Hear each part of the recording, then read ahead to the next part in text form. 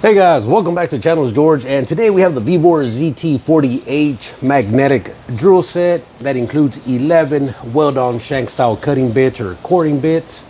And we're gonna do a quick unboxing. We're gonna do an assembly and a test video, and hopefully a nice review at the end.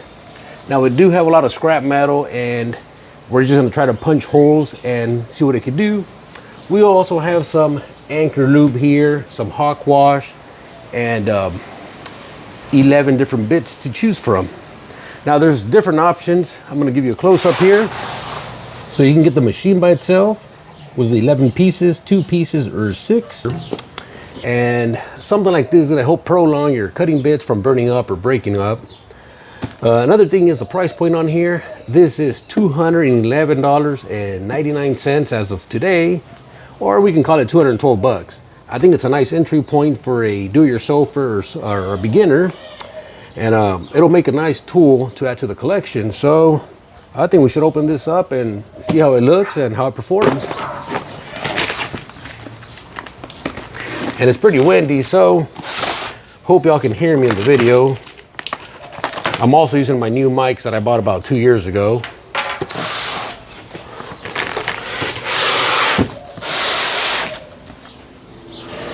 All right, so let's pull this out real quick here.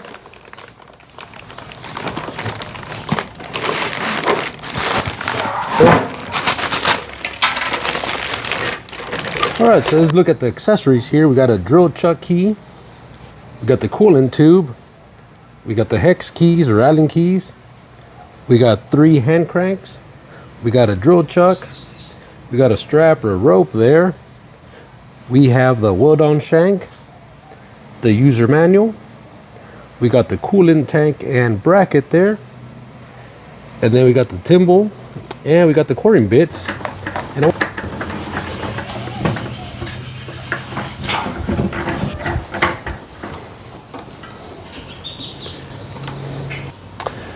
so there's 2 flat sides here, and we want to align that with the set screws. And you got 2 switches here, on and off for your motor, and your electromagnet is here on the right side. As you can see, it turned on, and my whole table moves. So it grabs on pretty good there, and you can use in an upward position or horizontal or inverted, whatever position you want to use this in. Then you got your on, and you're off. So it shouldn't move there. And then I got some anchor lube. We'll put a little bit right here. Turn this on.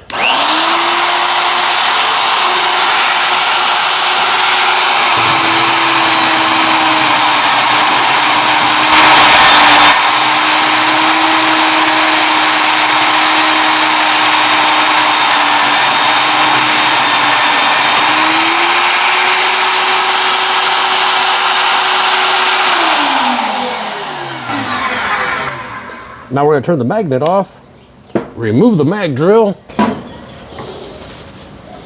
and that's a nice perfect hole there. All right, I think we should try the 27 millimeter bit. This is slightly over 1 inch. All right, so we're going to go ahead and power this on here, and I think that's a good spot for testing.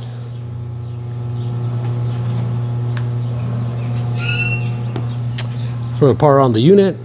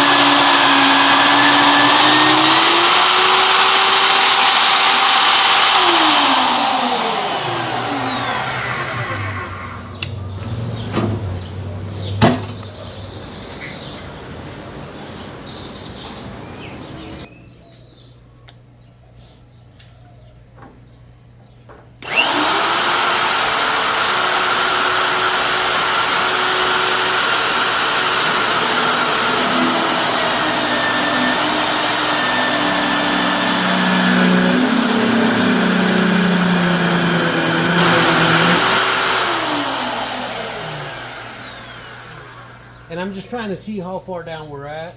So we're about halfway.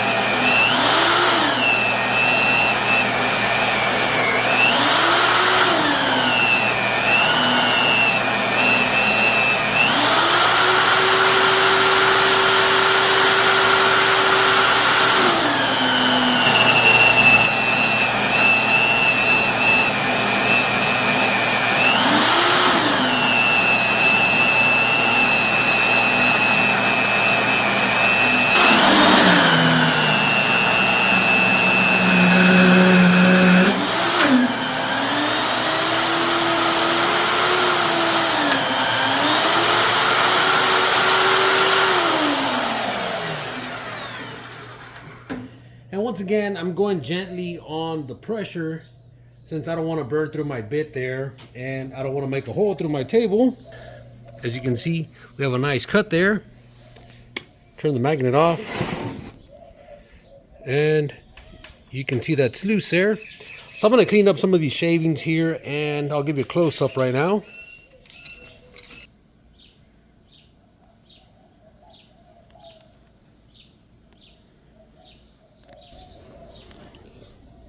Alright, so here's the cutout here, or the core.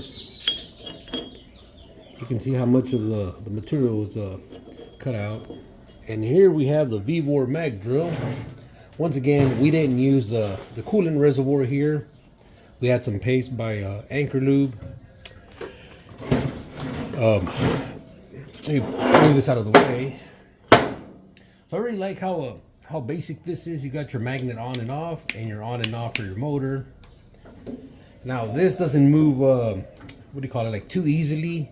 It's easy to control, and you can apply pressure to your likings. I guess if you want to put more pressure or less pressure, you know, it's easy to maneuver there. Once again, it's easy to change these bits out. You got 2 set screws here, has all the Allen keys included. This can be removed.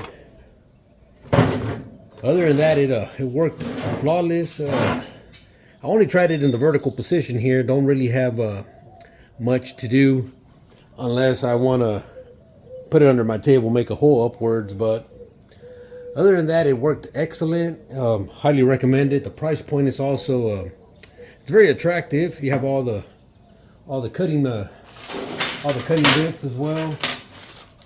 Got all your cutting bits. You got your chuck here, so you can use up to, I believe, a 1/2-inch drill bit here. The strap, and once again your key for your chuck. But yeah, hopefully I enjoyed the video, guys. I will be using this in another video, and I think this will work excellent for when I make holes through my receiver tube. And hopefully I enjoyed the video. Any questions, post them below, and I'll get to them as soon as possible. I'm going to put a link to the Vevor website for this identical tool here in case you want to look at it. And once again, thank you for all the support. Thank you for watching, and see you in the next video. Bye bye.